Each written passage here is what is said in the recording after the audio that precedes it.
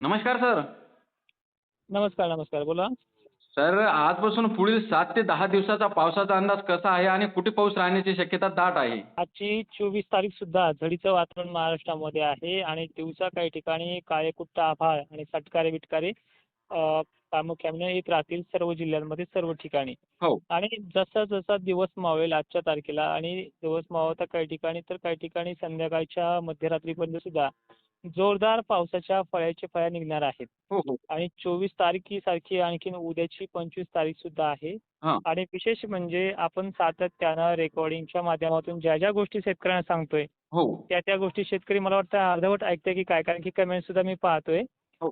तर पूर्ण मग माहिती ऐकत चला. कारण की मान्सून संदर्भात प्रश्न विचारले जातात. मान्सून चक्रीवादळासोबत चक्रीवादळामुळेच मान्सून क्रिएटिव्हिटी फास्ट आली आणि कमी सुद्धा मंदावली आहे. हो, बरोबर आहे आणि सर. मान्सूनमुळे चक्रीवादळ निर्माण झालेले ह्या दोन्ही गोष्टी तुम्हाला माहिती आहे. हो, हो. मान्सून जाता वेळी चक्रीवादळ सोबतच जातो आणि येताना सुद्धा चक्रीवादळ किंवा असे अनुसूचित प्रकार घडूनच येतोय. हो. आपण मान्सून संदर्भात शेतकऱ्यांना सगळ्यात मोठा म्हणजे प्रश्न आहे, पाऊस तर रोजच आहे. त्याचे ऐकू त्यांना कंटाळा आलेला आहे, हो, हो, हो. माझ्या दृष्टिकोनातून.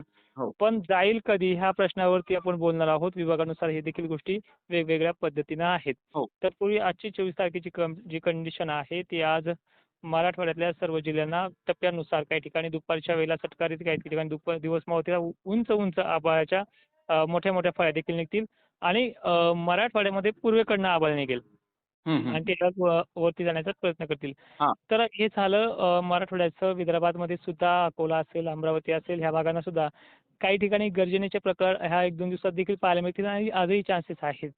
वातावरणात जरी गारवा असला तरी पाण्याच्या थेंबाची जी जाडी आहे, ढगांच्या बाष्पकणांच्या जाडीमुळे थोडी वाढणार देखील आहे. हो. याकडे फोकस करून आपल्याला दुर्लक्ष करता येणार नाही. हो. आज विदर्भातही सर्व जिल्ह्यांना अकोला, अमरावती, हिंगणघाट, वर्धा, चंद्रपूर, गोंदिया या भागांना पाऊस आहेच. हां. मराठवाड्यात सुद्धा आज सर्वदूर पावसाची नोंद होणार आहे संध्याकाळच्या वेळेला, काही ठिकाणी दुपारच्या वेळेला. हां. तर पश्चिम महाराष्ट्राला ज्यामध्ये 3 भाग येतात बघा दक्षिण महाराष्ट्राचे. एक आहे सांगली, सोलापूरचा कोपरा आणि साताऱ्याचा भाग. सांगलीचा एरिया, पुण्याचा एरिया ह्याला 3 ते 4 दिवस पाऊस उघडणारच नाहीये. झडीसारखं वातावरण आणि काही ठिकाणी ठोक्कर पाण्याचा थेंब ढगांच्या मोठ्या जाडीमुळे, अल्ट्रा सिरसमुळे आणि सेक्टोकोलंबसमुळे बनणारच आहे. हो, हो. आणि जे काही मध्य महाराष्ट्रामध्ये काही मराठवाड्याच्या भागांमध्ये काही जिल्हे येतात. बीड असेल, धाराशिव असेल, अहिल्यादेवीनगर परिसर पश्चिम महाराष्ट्राचा हा भाग आहे.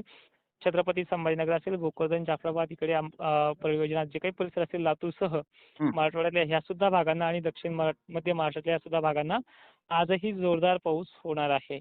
हो. आता कदळून गेलेला शेतकरी आणि पावसाने मशागत न होऊन दिल्यामुळे बेचैन असलेला शेतकरी, एकीकडे थोडीफार का होईना लागवड करत असलेला शेतकरी, ह्या तिघांचे सुद्धा एकत्रीकरण बघितलं आपण तर लागवड करणारे शेतकरी आपण कालही विश्लेषण केलं की परतीच्या पावसामध्ये हा घटू शकतो. हो. पण मशागत राहिलेल्या शेतकऱ्यांनी अजिबात चिंता करू नका. पाऊस हा काय लगातार महिन्याभर राहणार नाहीये. हां, हां. अवघ्या 4 दिवसाचा प्रश्न आहे आणि सातत्यानं एक प्रेशर आहे शेतकऱ्यांच्या मेंदूवरती की हा नाही उघडला तर मी मागे राहतो काय? गवतानं रान परत येईल का? किंवा जर ठीक आहे उघडला तरी आमचं रान पाणी धरतंय मग त्याची वापसा कधी होईल? तर त्याची लंबी लेंथ आहे. हो. 30 तारखेपासून चक्क तो 12-13 तारखेपर्यंत आपला जो जोर आहे तो ओसरता घेणार आहे. कदाचित मान्सूनच्या सुद्धा मोठ्याच्या मोठ्या बातम्या आपल्याला सोशल मीडियावरती पाहायला मिळतील, ऐकायला मिळतील. हो. पण मान्सून कोकण किनारपट्टीपर्यंतच मर्यादित रमणार आहे हां, हां. आणि त्यानंतर त्याचे काळेभोर ढग सुद्धा महाराष्ट्रात येतील. थोडेफार हां. बरसतील पण ह्या पावसा एवढे हं. बरसणार नाहीये. हं, हं. याची व्याप्ती 80% पार आहे आणि त्याची व्याप्ती फक्त 15 ते 20% आहे. हां. त्यामुळे सगळीकडे वापसा होऊन पेरण्या सुरळीत चालतील. हां. आता सगळ्यात मेन विषय आणि पॉइंट मग पेरण्या इतकाच जर लांब पाऊस असेल कारण की काही शेतकरी आता पेरून बसलाय किंवा काही शेतकऱ्यांचा लांब पाऊस उघड्या लावायच्या बाबतीत तयार आहे. हो. मग याला पेरणी कधी करायची? पुढचा जर पाऊस आणखीन लांबला 15 दिवसासाठी तर मग आमचं पीक पावसामुळे आता लावलं तर ते सुरक्षितपणे उगेल. नंतर लावलं तर पाणी नाही भेटलं तर कसं होईल? 2 अवस्थेमध्ये असा शेतकरी आणि हा सगळ्यात मोठा किचकट प्रश्न आहे. हो. तर मित्रांनो प्रत्येक 15 दिवसाला एक डिप्रेशन बनतंय.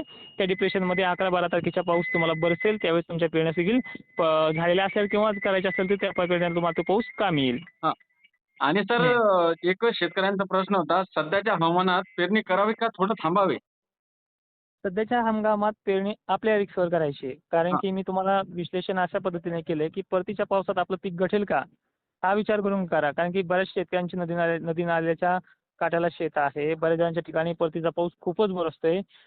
या अगोदर सुद्धा मागच्या कोरोनाच्या काळामध्ये सुद्धा पाऊस चांगला होता, तर पिकं सडलेली शेतकऱ्यांनी पाहिली आहेत. हो. अशा शेतकऱ्यांनी मला वाटतं 10 वेळेस विचार करून पेरणी करायची. पाऊस आहे पुढे, पेरणी होणार आहेत पुढे. मग 4-8 दिवसांनी किंवा 4-8 दिवसांनी अगोदर पेरून कुठला आपण तीर मारणार नाही आहेत. त्यामुळे थोडा विचार करून पेरणी करा, असा माझा वैयक्तिक शेतकरी असल्यामुळे सल्ला आहे. हां, हां. हां आणि आणि सर हा हा शेतकऱ्यांना पाऊस किती दिवस टिकेल अंदाजे? हा जो आता सध्या मान्सून पूर्व आणि मान्सून मिक्स असलेला जो पाऊस आहे, हा हो. अजून 4 ते 5 दिवस आहे. हं, हं, हं. 4 ते हं. 5 दिवस. हो. आणि तर आजही बऱ्याच ठिकाणी भाग बदलत मुसळधार सरींची शक्यता आहे. तर काही ठिकाणी थोडं वारं पण याच्यामध्ये राहू शकतं, अशी कंडिशन आहे. आणि सर विजांचा कडकडाट होईल का या पावसामध्ये? विजांचा कडकडाट या आजच्या ठिकाणी आज वाशिमच्या काही भागांमध्ये, नांदेडच्या काही भागांमध्ये तो विजांचा कडकडाट पाहायला मिळेल. पण एवढाही नाहीये. गरमी असल्यावर विजा आणि गार ह्या दोन्ही प्रकार घडतात. गरमी नसल्यामुळे हे प्रकार घडणं शक्य नाहीत.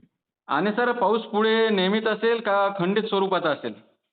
पुढे जो घडणार आहे 30च्या पुढे 31 पासून, तर ते नियमित स्वरूपामध्ये नाहीये. तो खंडित स्वरूपामध्ये आहे. हं. आणि डिप्रेशन ज्यावेळेस आता हे जे डिप्रेशन बनलंय, हे जे लो प्रेशर बनलंय, हे चक्रीवादळ घेऊन चाललंय.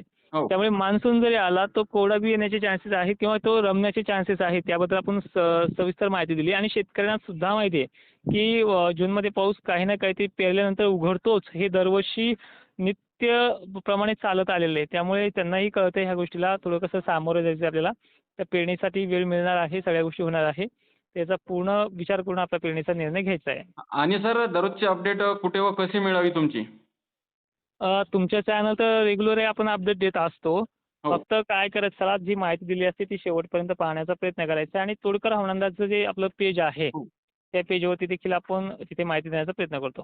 हो, हो. Okay, okay. चालेल. धन्यवाद सर. तुम्ही शेतकऱ्यांना एक महत्त्वपूर्ण आणि डिटेलमध्ये माहिती दिल्याबद्दल. नक्कीच, नक्कीच.